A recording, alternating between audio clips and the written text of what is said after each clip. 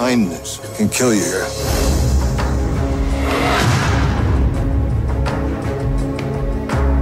If you are serious about making a run for it, I'm with you. We must keep going. The snow is blinding us. Don't you see? This is perfect. They'll never find us like this. We're lost.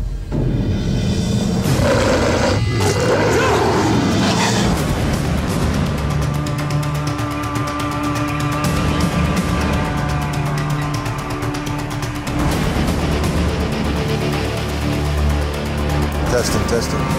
1, 2, 3, Peter. 1, 2, 3, Peter.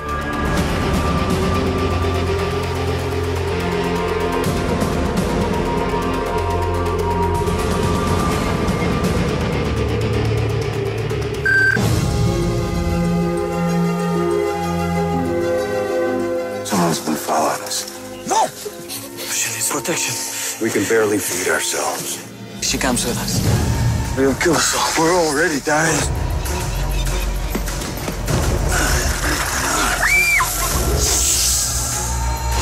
Tastes like chicken. Yeah, a big black poisonous chicken with no legs. Tout d'abord, Ed, Peter et Colin, merci beaucoup d'être avec nous aujourd'hui à Paris. Peter, votre nouveau film s'intitule en français « Les chemins de la liberté ». C'est une histoire vraie, adaptée d'un roman. Quelle a été votre réaction quand vous l'avez lu pour la première fois? C'était il y a longtemps?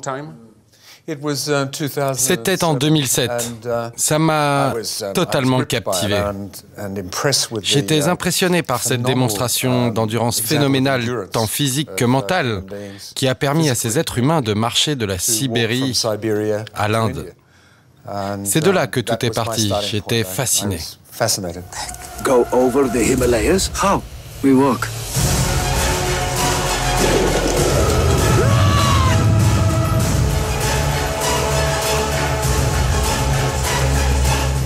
Ed et Colin, vous avez également lu le livre avant le tournage? Je ne l'avais pas lu avant, mais peu de temps après avoir lu le scénario, j'ai lu le livre. Et qu'en avez-vous pensé? Rétrospectivement, on s'interroge sur la véracité de l'histoire. Il y a certains passages, comme lorsqu'il raconte qu'il traversait le désert de Gobi, où il dit qu'ils n'ont pas eu d'eau pendant 8 jours. Et là, on se dit, vraiment? Mais ils duraient combien de temps, ces jours? Mais je crois que ce qui est très fort, c'est ce que Peter a fait avec cette histoire, en donnant au personnage de Janus, interprété par Jim Sturgess, ce besoin de rentrer chez lui, qui, je crois, n'était pas dans le livre. Non. Pour retrouver sa femme et lui pardonner de l'avoir dénoncé. Et d'un point de vue narratif, Peter a ainsi introduit un thème supplémentaire important, qui est le pardon et ce qui en découle, l'amour et la force de celui-ci, ainsi que le besoin désespéré de cet homme de permettre à la femme qu'il aime de se pardonner ce qu'elle a fait. Je crois que c'était brillant de la part de Peter d'intégrer ça.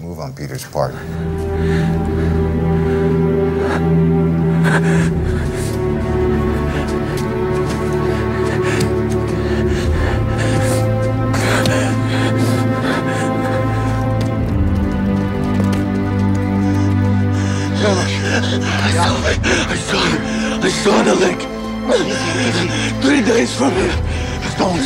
Gather stones. Heat them in the fire. Et vous, Colin, vous vous souvenez de votre première impression après avoir lu le livre? Je me demande si je ne devrais pas avoir honte de vous avouer que je n'ai pas lu le livre. Mais je vais le lire. Je vais lire ce livre parce que j'ai entendu beaucoup de choses sur lui. Et ça a l'air d'être un livre sacrément intéressant. J'avais entendu dire que Peter avait créé un personnage pour le film, et ce personnage n'était pas dans le livre. Et j'avais acheté le livre en entendant dire que Peter travaillait à son adaptation. Et puis le lendemain, j'ai reçu le scénario. Dès que j'ai lu le scénario, j'ai commencé à m'attacher à l'histoire, au personnage, et particulièrement à Valka, que j'avais l'opportunité d'interpréter. Du coup, je suis resté à l'écart du livre, et je ne l'ai pas lu. En fait, j'avais déjà commencé mon processus de travail avec cette histoire, telle que je l'avais découverte sous forme de scénario. J'étais tombé amoureux de ça. Et après, j'ai rencontré Peter, et un dialogue s'est installé. Mais vous inquiétez pas, je lirai le livre. Few ever escape the camps. And I've been waiting so long for someone like you. Someone with the strength, the will to see it through. But to go where? I mean, we can't go west. I mean, apart from the Germans as the Soviets. And east, I mean, all Soviet right to the Pacific. No, it have to be south. Correct. Comme c'est une histoire vraie, et il paraît qu'il y a 20 ou 15 millions de personnes qui ont été déportées dans les goulags. Il y a un débat sur les chiffres, mais il y en a eu des millions. Oui, c'est sûr, mais du coup, vous sentez-vous une responsabilité particulière en faisant un film comme celui-là? Oui, d'une certaine manière, mais j'aimerais rectifier quelque chose du livre. J'ai fait très attention à préciser que le film est inspiré de. L'annonce dit basé sur une histoire vraie. Il y a du vrai. Mais concernant le livre, on n'est pas sûr que l'auteur ait été présent. Au début, j'ai refusé le projet. Je leur ai dit que s'ils pouvaient prouver, apporter des preuves que cette marche a eu lieu, je ferais le film. Mais j'en ferais une fiction tirée de faits réels et dédiée à ceux qui l'ont vécu, et c'est ce que nous avons fait. There are no secrets here. What do you want? The game goes against me. Small debt. They take fingers. Big debt. They take head. Me. Big debt. Ils étaient tous bien au-delà de ce qu'on voit d'habitude, ce qui mettait le personnage de Colin un peu à l'écart, car ils sont tous des victimes innocentes du système, alors que lui est un criminel professionnel. Les autres sont des prisonniers politiques. Il a son propre univers, il est avec eux parce qu'il veut s'échapper, mais son personnage est totalement différent. Il vient d'une toute autre culture. But I never gamble my wolf. In forest, you need knife, and I need miracle. Get me out of here. Colin, qu'est-ce qui vous a plu dans ce personnage? Vous avez appris le russe? Un petit peu. Je peux vous insulter en russe. Merci beaucoup, allez-y. C'est tout ce que je sais. J'ai eu un coach de dialecte fantastique, avec qui j'ai travaillé juste avant de quitter Los Angeles pour la Bulgarie, pour rejoindre les gars. On a travaillé 3 semaines. J'ai adoré le personnage. Il est très différent de tout ce que j'ai fait auparavant. Il donne une impression seulement d'avoir aucun sens moral. On dirait qu'il vit dans un monde très immédiat, où tout est débit, ou crédit. Il a un sens très mathématique de sa propre existence, et du coup, aucun problème avec le fait d'être incarcéré. Mais c'est vrai qu'il n'a aucun problème avec le fait d'aller en prison. Tout à fait. Et au fond, il n'éprouve même pas de désir farouche de retrouver sa liberté, ou de rentrer chez lui pour être auprès des siens.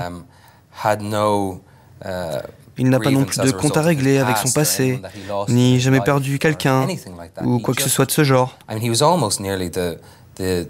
D'une certaine manière, il est le survivant primal de tout le groupe. Pour Valka, il ne s'agit vraiment que de sa propre survie. Il avait accumulé une telle dette de jeu en jouant aux cartes au goulag. Et en plus, il commençait à dépasser les bornes. Par exemple, en tuant ce mec au début du film. Il savait qu'on allait le tuer. Je crois que c'est le personnage le plus différent de moi-même que j'ai eu à interpréter. Je ne veux pas me lancer des fleurs et dire que j'ai un grand cœur, mais il vient d'un milieu totalement opposé au mien, par la violence et les difficultés auxquelles il a été exposé. Je savais que ce serait une aventure extrême, et ce fut le cas. There's trees there. If there's trees, there's water. No, I don't care. It's east. We're going south. But Janusz, we've got to give it a try. No, we must keep it going south. Or you'll kill us all. Damn it. Janusz, we're dying. We're already dying. Stop. Et vous, Ed, comment avez-vous construit votre personnage? En fait, c'était intéressant. J'ai lu le scénario et je dois avouer qu'au départ, j'étais plus excité par l'idée de travailler avec Peter que par ce personnage en particulier. Après Truman Show, c'est la 2e fois que vous travaillez avec Peter. Oui, et j'en étais ravi. Mais quand j'ai commencé à faire des recherches, et sur les qui étaient partis en Russie pendant la crise de 1929 pour trouver du travail, Et ensuite, durant le temps qu'on a passé en Bulgarie avant de commencer le tournage,